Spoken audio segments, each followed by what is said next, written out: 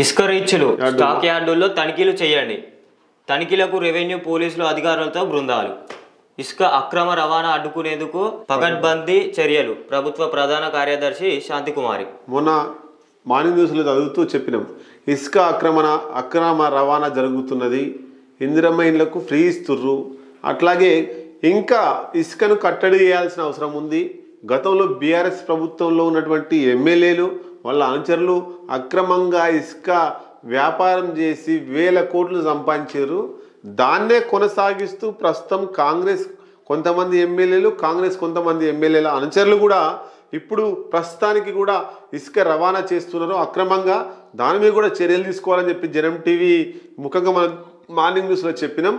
దానికి సంబంధించి వార్త రాసింది ఆంధ్రజ్యోతి పేపర్. ఏమని చెప్తున్నారంటే, ఇసుక రీచ్లు, స్టాక్ యార్డులు, డంపింగ్ యార్డులు ఎక్కడైతున్నాయో వాటిని తనిఖీలు చేయాలి. తనిఖీలు చేసి అక్రమంగా కొట్టిరా లేకపోతే సక్రమంగా కొట్టిరా, అసలు దానికి పర్మిషన్స్ ఏమున్నాయి, పర్మిషన్స్ ఎవరిచ్చిర్రు అనేటువంటిది చూడాలి. మొత్తంగా పట్టణాలతో పాటు గ్రామాలలో యథేచ్ఛగా ఇసుక వ్యాపారం కొనసాగుతుంది. వాగులెంబడి ఉండేటువంటి గ్రామాలలో కాంగ్రెస్ పార్టీ నాయకులు, కొంతమంది ఇప్పుడు బీఆర్ఎస్ నాయకులు కూడా ట్రాక్టర్లతోటి వాళ్ళ పొలాలలో, వాళ్ళ సరౌండింగ్లో, వాళ్ళ ఇండ్లలో, వాళ్ళకు ఏర్పరచుకున్నటువంటి కొన్ని గుడారాలలో ఇసుక తెచ్చి డంపింగ్ వేసి నైటు ట్రక్కులలో, లారీలలో హైదరాబాద్ ప్రాంతానికి తరలిస్తున్నారు. దీంతో వేలాదిగా కొనసాగిస్తున్నారు. అక్రమంగా ఇసుక వ్యాపారం వేలాది లక్షల్లో కొనసాగుతుంది. కాబట్టి అట్లా వాటి మీద రైడ్ చేసి ఎస్ఓటి పోలీసులు కావచ్చు, ఎస్బీ కావచ్చు, లేకపోతే సివిల్ పోలీసులు కావచ్చు, వాటి మీద రైడ్ చేసి ఎమ్మెల్యే అనుచరులు లేకపోతే మాజీ ఎమ్మెల్యే అనుచరులు అని చూడకుండా ఖచ్చితంగా ఇసుక వ్యాపారాన్ని అరికట్టాల్సిన అవసరం పోలీసు వాళ్ళ మీద ఉంది.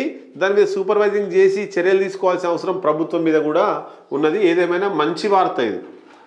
ఇసుక అక్రమ రవాణా పకడ్బందీ చర్యలు తీసుకోవడం చాలా మంచి వార్త. టాస్క్ ఫోర్స్ దాడులు, వాహనాల సీజ్, 32 మంది అరెస్టు. సంగారెడ్డి క్రైమ్. సంగారెడ్డి మండలం ఇస్మాయిల్ ఖాన్పేట బ్యాతోల్ గ్రామ శివారులోని ఇసుక ఫిల్టర్ స్థావరాలపై సంగారెడ్డి జిల్లా టాస్క్ ఫోర్స్ పోలీసులు మంగళవారం దాడులు చేశారు. ఇస్మాయిల్ ఖాన్పేట శివారులోని ఇసుక ఫిల్టర్ వద్ద 5 ట్రాక్టర్లు, ట్రాలీ, 10 ట్రాక్టర్ ఇంజన్లు పోలీసులు స్వాధీనం చేసుకున్నారు. బ్యాతోల్ శివారులోని ఇసుక ఫిల్టర్ వద్ద 3 ఎక్సైవేటర్లు సీజ్ చేశారు.